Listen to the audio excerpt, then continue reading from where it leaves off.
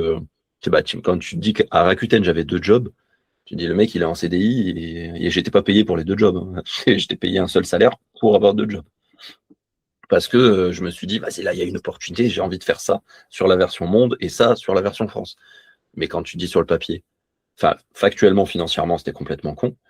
Mais d'un point de vue expérience, bah, en fait, il n'y a pas beaucoup de gens qui vont pouvoir se dire, en X années dans un groupe, j'ai pu vivre tout ça. Donc ça m'a apporté. Si je maxe sur l'argent, je me dis, bah, je me suis un peu fait en papahoter. Mais si jamais je maxe sur les expériences, je me dis, ouais, mais aujourd'hui, j'ai une expérience dans presque tous les secteurs parce que j'ai saisi n'importe quelle opportunité qui débarquait, quoi.